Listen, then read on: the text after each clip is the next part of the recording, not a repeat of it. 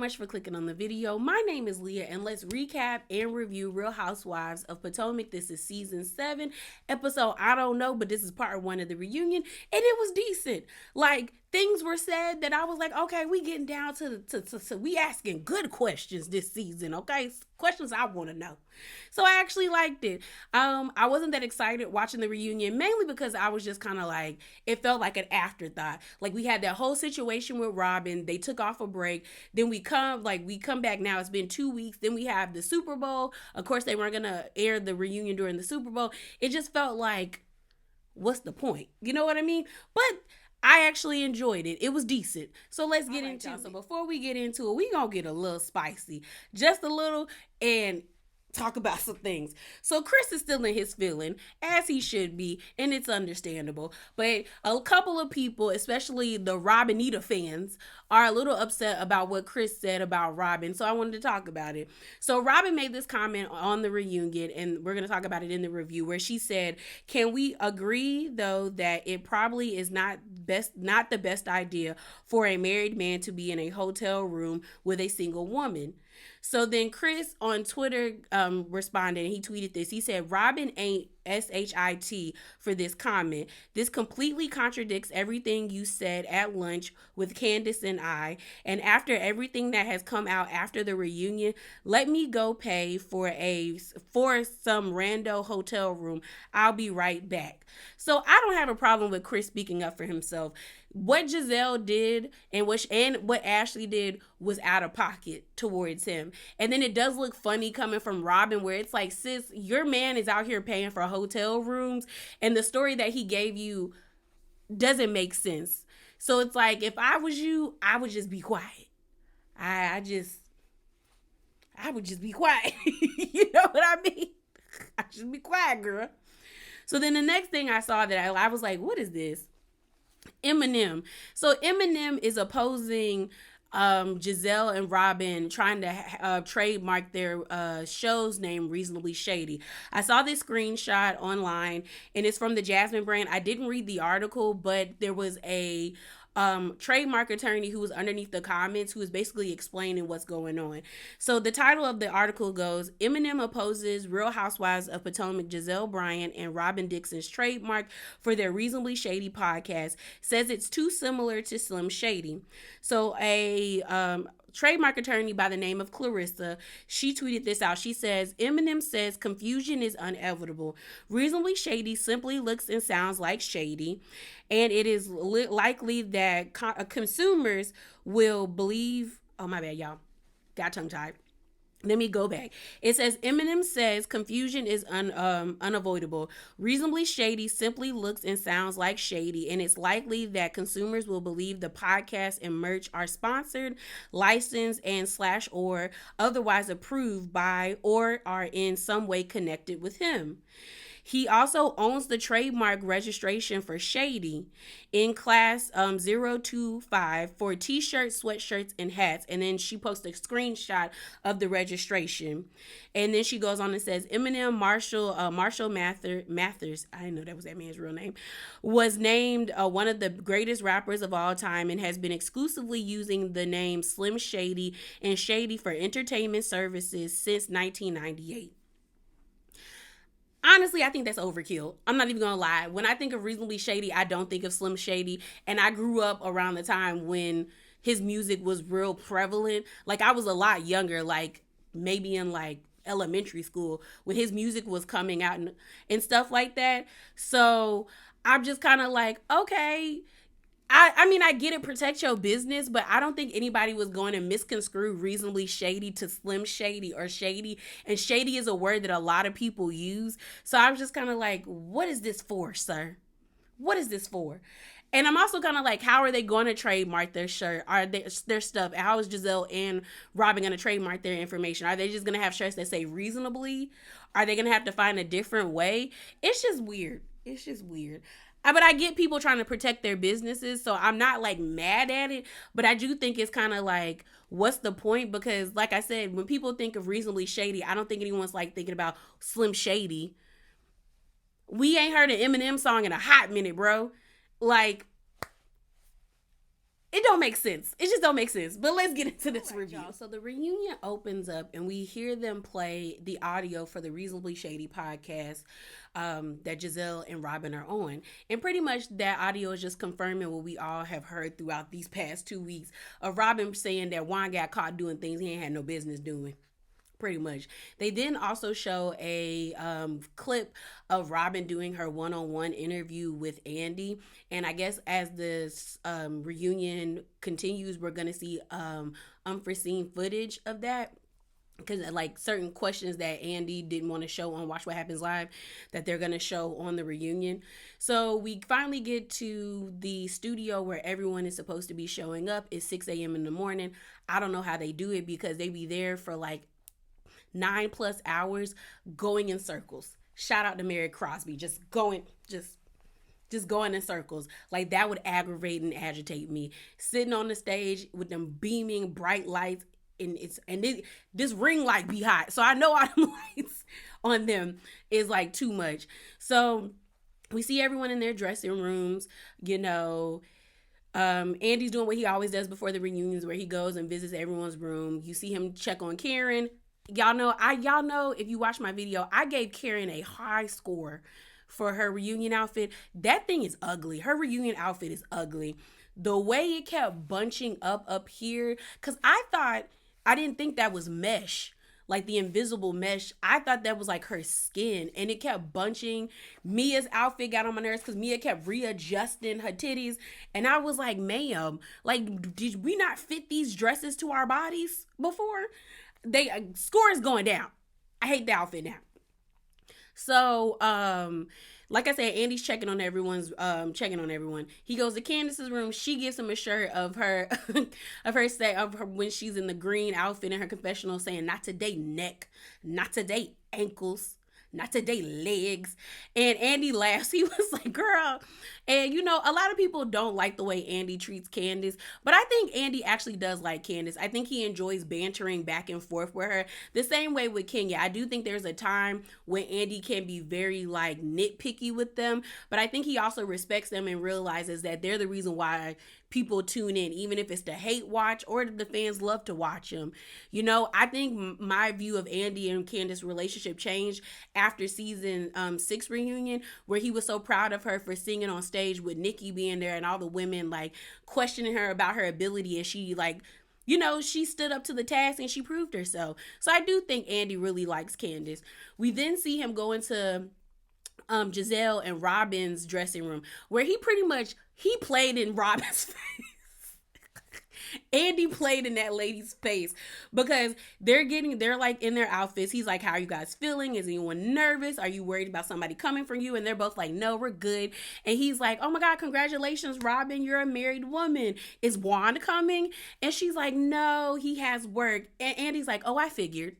I think that's what he said. He either said, I figure, or he was like, that's to be expected. And the way Robin was like, ooh, I said, ooh. He didn't have to do her like that. He did not have to do her like that. But I guess Robin's fans got online and showed Juan was doing a basketball game at that time, so he was really at work. I was like, it's either here nor there. Like, he could have came, he couldn't have came. It's whatever. So everyone gets to the stage. They sit down. They are upset about the seating arrangements, just like we were. You got Giselle being shocked that Wendy is sitting on her couch when they're like, oh, Wendy sits here. She was like, Wendy? And then she saw Ashley sit down, and she looked over to Robin sitting over there, and then Candace and Robin are like, ooh. I was like, girl, they got you. And I said, oh, Giselle feels some type of way that her buddy ain't sitting next to her. And this is my thing before we really get into the reunion. I feel like, because Robin, I still somewhat like Robin. She's on ice right now, but I still like her to some extent. But Robin has never beaten those allegations that her and Giselle have this hive mindset. Because why are y'all sharing a dressing room? I'm pretty sure either you asked for y'all to share a dressing room, or one was in a dressing room and the other one came. Because my thing about it is y'all not beating these allegations, because why are y'all sharing a dressing room? Y'all could have got ready separate and then got to mingling. It looks like y'all are plotting. It looks like y'all are pre-gaming before. It don't look good, sis. It just doesn't look good. And I just be like, Robin, girl, after this season, people are probably going to expect you even more to like call Giselle out even more. And or I really feel like a lot of people have been saying that like we might see the demise of Giselle and Robin's relationship as the seasons continue, because I think the network is mad with Robin. Like they played that clip of the Watch What Happens Live situation, and they keep playing that clip of like the whole paywall things, and Robin keeps reiterating that, oh, Giselle knew, and they're gonna be like, oh, Miss Producer Lady, if you knew, why didn't you produce a scene with her? So I think Giselle would definitely throw Robin under the bus to keep her job on Potomac, because what else is she doing? I mean, Reasonably Shady is cute, but it's not like as lucrative as being on Potomac. That's just what it is. So they sit down. Andy has to explain to them, like, the way y'all are seating is because we seat people as like who's getting along. Because Candace was like, oh, this was your decision. He was like, now. Don't be mad at me because I ain't tell them to do this. I didn't tell them to do this. But we know they set them this way because they wanted reactions. They wanted messy moments. They wanted the girls to have moments. They wanted people to be uncomfortable and not sitting by their people. I still don't understand why Karen was first chair, because Karen said no more than like 4 words. And 2 of those comments that she made were under her breath, and they weren't even directing questions to her. I think she had one comment where, you know how Andy does in the beginning, where he asks everyone like, oh, he talks to them, gives them a little moment, and he asks Robin, he's like, oh my God, pigs have fly, hell has frozen over, like you've gotten married. And she's like, yeah, how do you feel? And Robin's like, it feels the same, but more official. And then he asks Karen like, oh, what do you think about it? She was like, oh, okay. But while she's talking, Karen is yawning, and I'm looking at Karen, you look lame, because for the whole entire season, you've been harping on Robin getting married, and you've been saying that her wedding was fake. And now that it's come to fruition and it was actually real, all you doing is yawning like you done with it. You look goofy. Like she looked goofy to me. Like I was like, Karen, why are you here, ma'am? Why are you here? Why? Just why? They then start talking to Ashley about being with Luke from Summer House and Giselle being with that other boy from Winter House. Giselle and that boy's relationship looks like a PR stunt. Like we keep seeing pictures of them like sitting down at tables having private dinners together. And for Giselle, who's someone who's supposed to be so private, it's like, why do they keep catching you having these intimate moments, and then you're showing up to like events together, and like someone said, it's giving fan energy. Like she looks like that boy's fan. She looks like she could be his mama. And Giselle's not ugly, but this don't look cute together. It's not giving what y'all think is giving. So we really start off the reunion with Miss Ashley. Cause baby, so they start showing the B-real footage of Ashley and like all she went through during the season. And they oh, she's so dumb, bro. She is oh my goodness. Oh, okay. They start showing the B-real footage of Ashley's like throughout the season. And when I tell you, girl, she her and Sheila's grift on Michael did not work. Excuse me. And I have been telling y'all, she wasn't getting sugar, honey, iced tea from that pasty, wet looking demon of a man. I've been telling y'all that. And people was like, Leah, you're being a hater. No, Ashley's smart. I said Ashley is dumb, and Ashley been dumb since season 1. Because, girl, you've been getting embarrassed for seasons after seasons. I think the only good season Ashley has had with Michael was, honestly, the only 2 good seasons Ashley has had was season 1 and season 2. We are in season 7. And after that, that man has been embarrassing you left and right, and you ain't getting nothing, girl. So they start to talk about her prenup situation, and where she pretty much says she not getting nothing. You got Wendy sitting on the couch like, girl, why would you sign that? You got Mia and Robin being like, girl, it's time for you to have another baby. What she breaks it down to is that whatever Michael came into the marriage with before he got with Ashley is his. I agree with that. But whatever they accumulated within the marriage together is his because he used the funds from his businesses to fund the new businesses he accumulated. I said, "Oh, he finessed the system." I was like, I need a divorce attorney to come up on here and explain to me, like, so even though they were together, because he used his money from his prior businesses where he was not with Ashley, she doesn't have any, like, she can't touch none of that money. I said, "Oh, Michael wasn't playing with you. Michael was not playing with you." She then talks about how yeah, she was like she can't touch that money. She's not getting no lump sum. She's not getting alimony from him.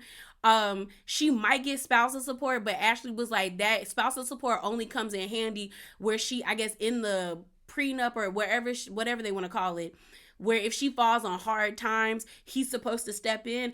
And I said, "Sis, his stepping in could be taking your kids away and still leaving you broke and destitute." I was like, that don't make sense. They start talking about the home. So she did purchase the home with Michael. They the home cost maybe between 2.5 million to maybe like $3.5 million. And they bought it in the LLC. Michael has a key to the home. She has a key to his home. The house is like an hour, not an hour, 7 minutes away from where he stays, I guess, in that concrete penthouse.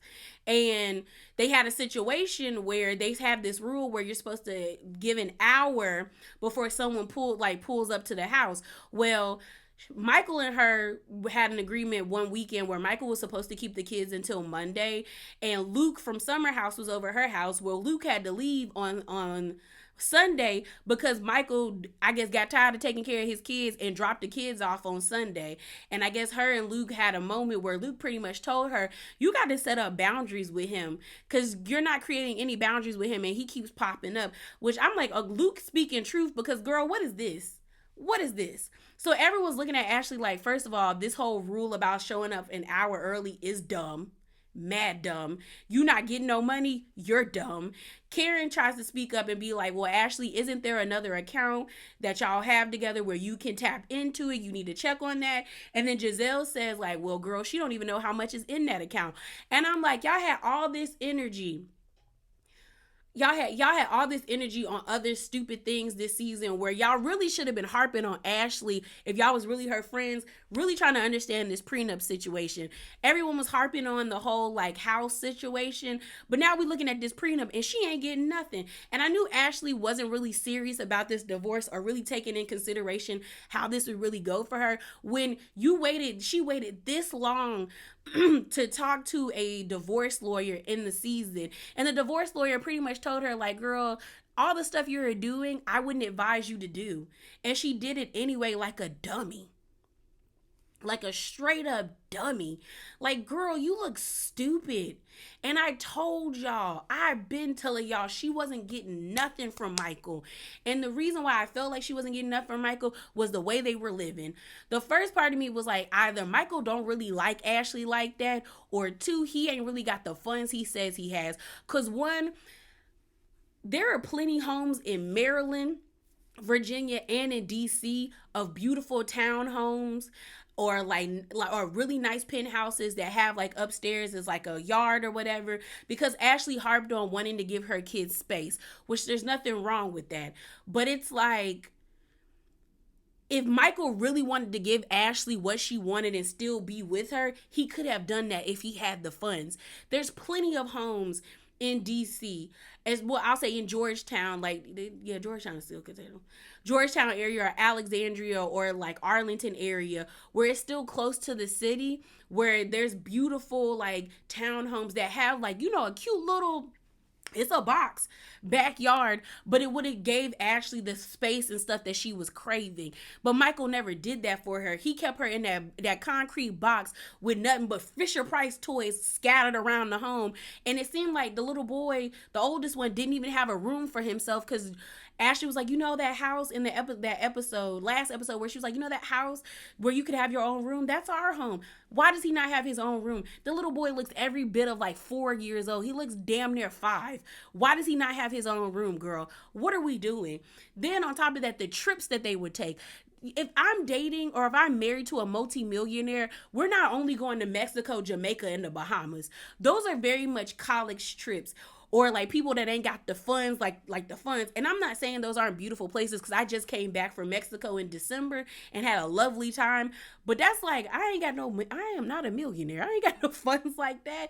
That trip probably cost us like maybe 3,000 if you factor in we were in an all-inclusive resort, and then like the meal plan and stuff and drinks and stuff, and then the plane ticket.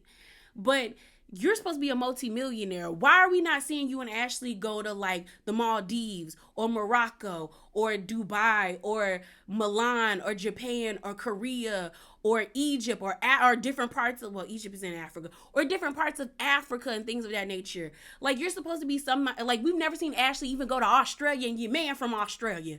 We never seen her go to New Zealand. It's like Michael's supposed to be this man of means and wealth, but we never see it. And Ashley just looked dumb. She looked so dumb. And I was like, girl, you're a joke. You're a joke. You had all this smoke for Candace, because then they bring up like a fan question was like, Ashley, how does it feel to say that Candace was the least accomplished like 3 seasons ago, and now you're sitting on the stage getting a divorce and you ain't got nothing to show for it? Ashley apologizes, and then Candace brings up about, like, you know, they play the thing of Candace throwing the butter knife at Ashley, and Candace plays the whole no, they and Candace brings up like, y'all had a lot to say about me living at a home where I have generational wealth, or my parents have purchased for me, where I could live there, where my mom was paying the bills or her name was on it. And now you can't even afford a home yourself without the man you supposedly supposed to be divorcing for, without him paying for it. And now you are stuck with him and having to do whatever he says because he's paying for where you live. And then Ashley's whole thing is like, well, I felt like, you know, my kids will be fine. By the time they're 30, they're going to have homes in their own names. Girl, no, they're not. Do you not see this economy we in? It's people in their 30s still living at home, and ain't nothing wrong with that, because if you can go back home and save money so you can do that. But Ashley, you don't have that mindset, because, ma'am, you're 30 something years. I think Ashley's like 34, like 33, 34, 35, between that age, and you don't have no house in your name. So why are you expecting that of your children if you can't even provide it for yourself? Didn't Michael buy a home for your mama? What are we talking about, Ashley? I was like, oh, you're a dummy. You're big dumb. So she thought she ate with that whole, like, my kids are going to have a home in their name by the time they're 30. Are they? Are they? Are they really going to have, because you're not setting them up to have that. I think, and it pisses me off when it comes to us in the Black community, where we try to allocate align struggle to being Black. And we always talk about, we're creating generational wealth. Every Christmas, we see parents buying their kids land and like vending machines as a present, knowing good and well that little boy and that little girl want a Barbie or a motorbike. And you saying, oh, I'm creating generational wealth. And then when y'all see it and it's in someone that you don't like, it's weak. You don't like it. Y'all sound all the way stupid and dumb. Just all the way stupid and dumb. And I'm just looking at Ashley like, girl, you did all that barking on them stages, all that stuff talking about Michael is a millionaire, and he's a millionaire and you're not. And it's sad, because you've been on this show for the past 7 seasons. You are an OG, and we have yet to see anything come from you. At least Giselle gave us Every Hue Beauty, even though it went in bankrupt, and now she's doing Reasonably Shady with Giselle. You got Robin doing her embezzled hats. You got Candace doing music, doing acting. You got Wendy, who's a doctor, who has political commentary. And you got Mia. We know about Mia, but at least she came in here having some type of business with that man. You have nothing other than a failed Kangaroo Hut restaurant and saying that you're an influencer on TikTok. And girl, what? And you still want to shade Candace? My kids are going to have a house in their name by 30. Are they? Because it don't look like you going to have nothing by the time you hit 40.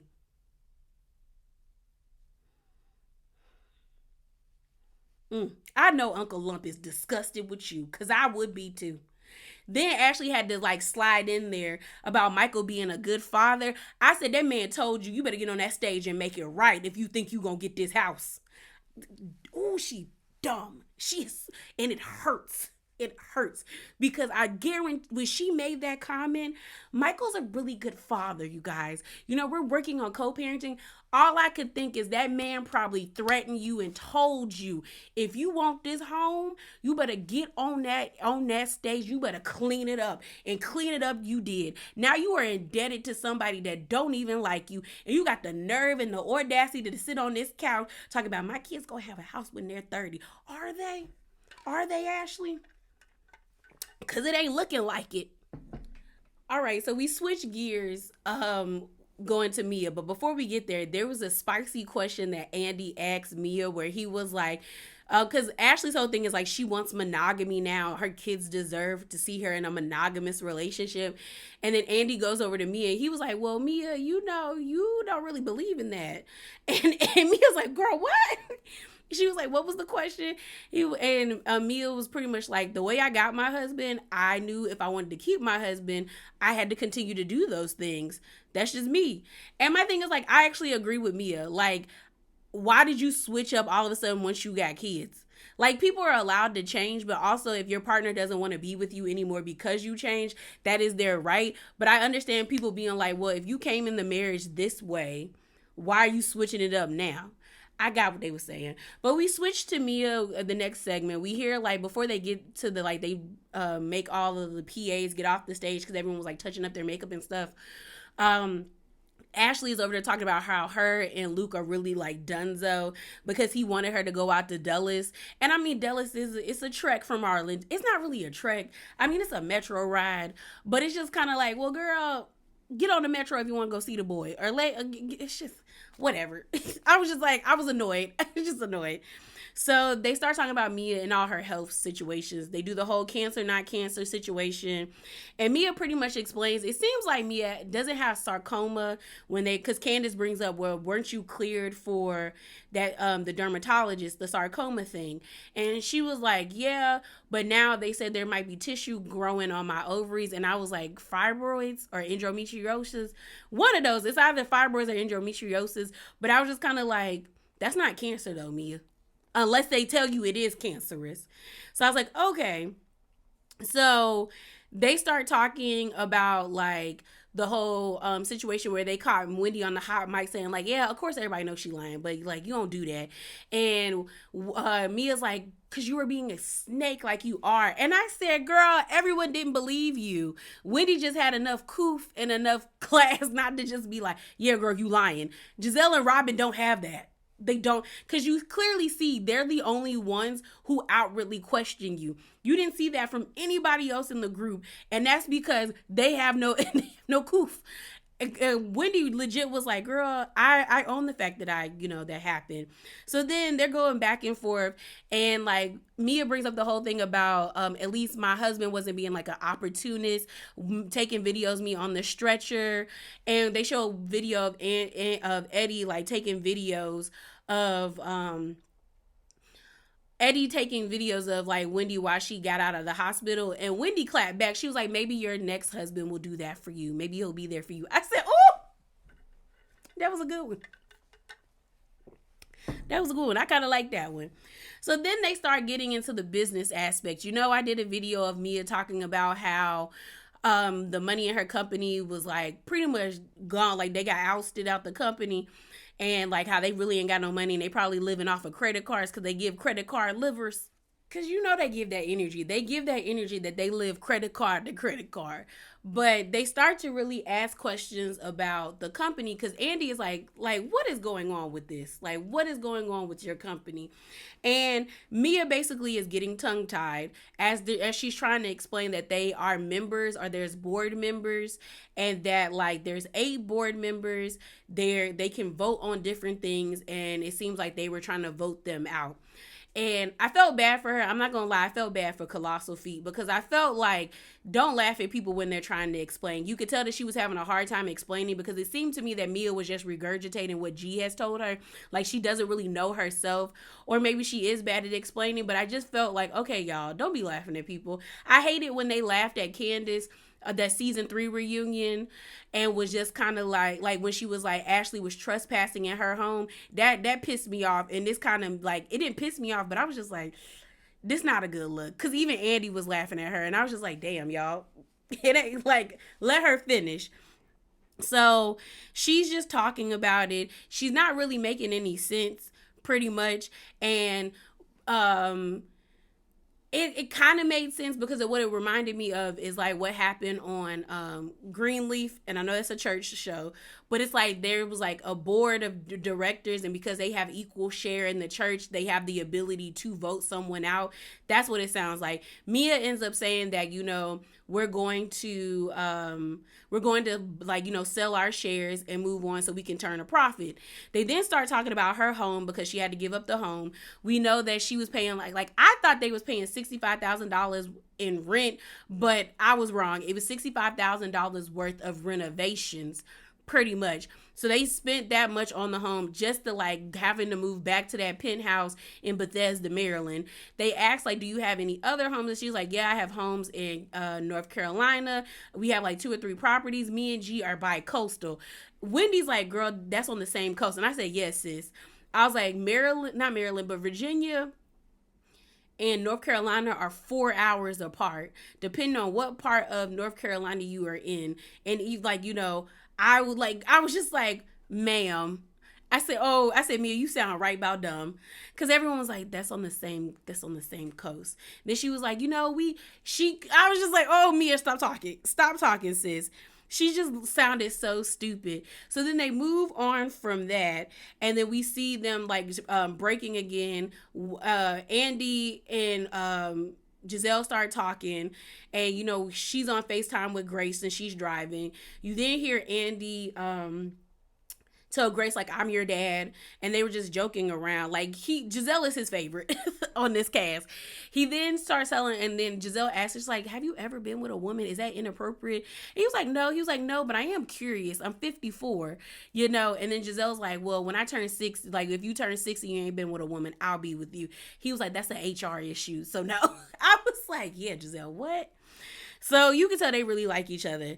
The next thing we start talking about is this Chris and Giselle madness. So let's get like I said, the next segment is Chris and Candace versus Giselle. But right now we just see Candace and Giselle on the stage. So they start off the segment with Giselle reading a IG DM that she got from Chris, and she said Chris sent this to her 15 minutes after they wrapped season 7 after the party, and the message said like, hey, I'm sorry we weren't able to have a conversation, and I'm truly sorry if I made you feel uncomfortable, but I'm hesitant to basically have a conversation with any of y'all because I don't like the things that I'm hearing that has been said about me.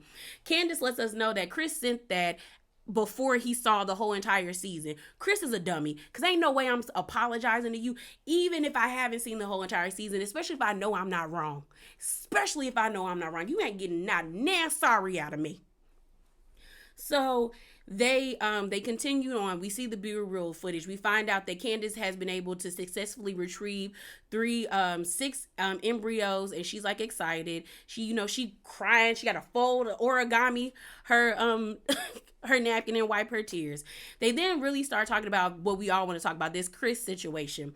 So what's it called?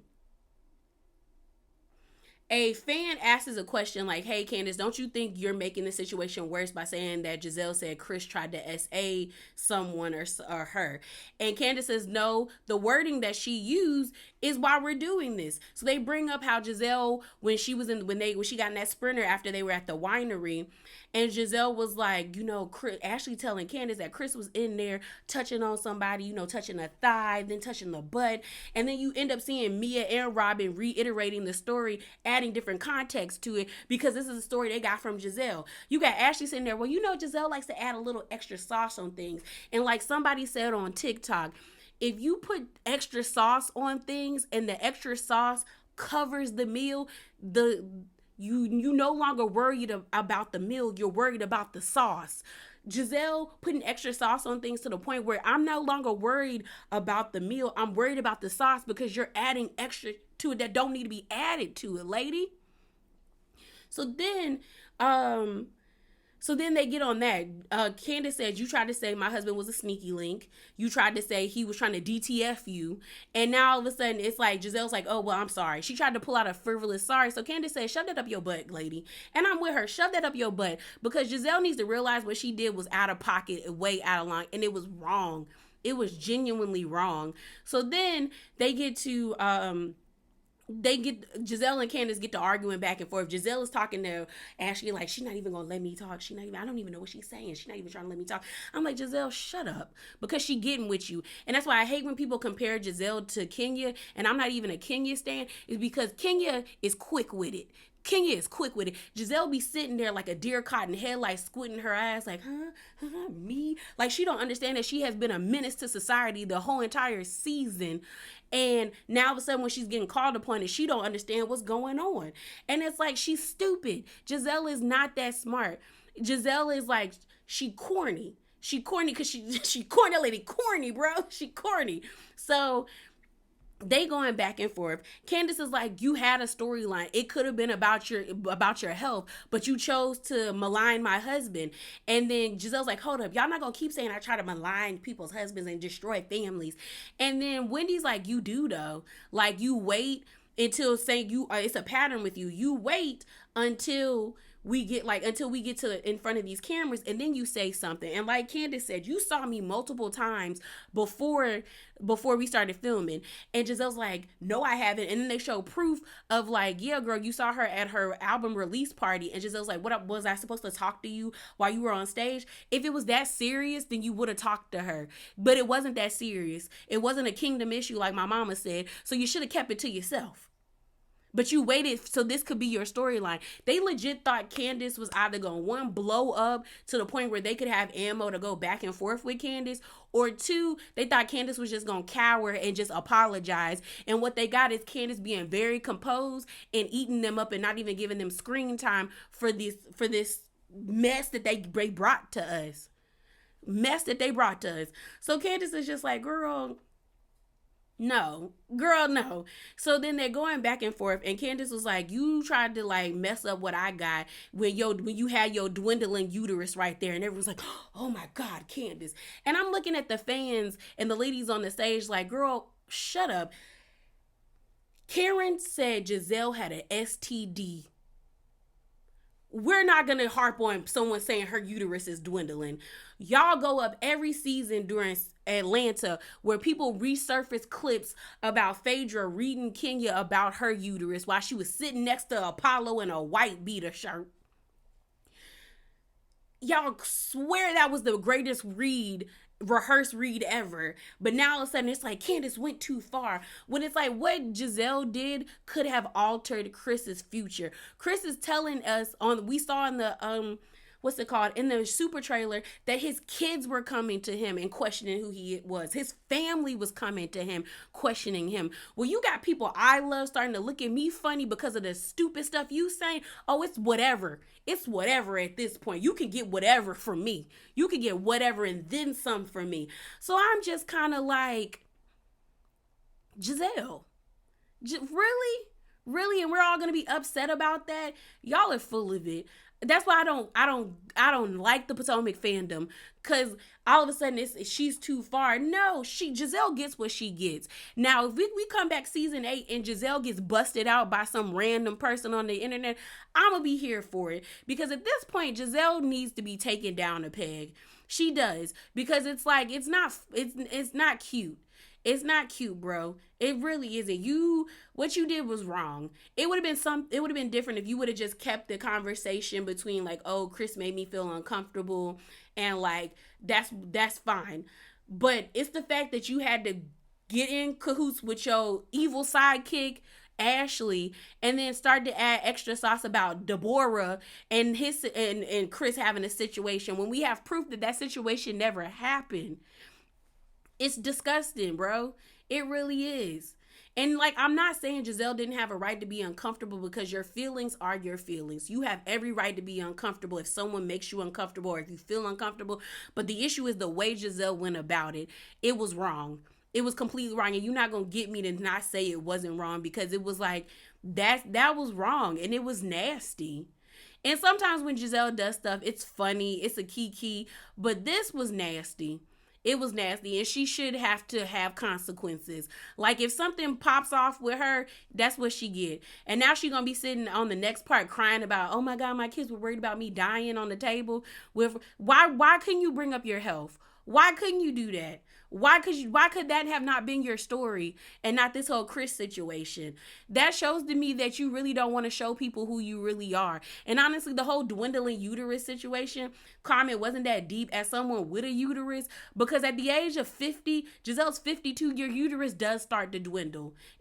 You go into menopause and certain parts of your uterus become obsolete. It's women out here with full hysterectomies, or women who have been born without uteruses. Like, what are we doing?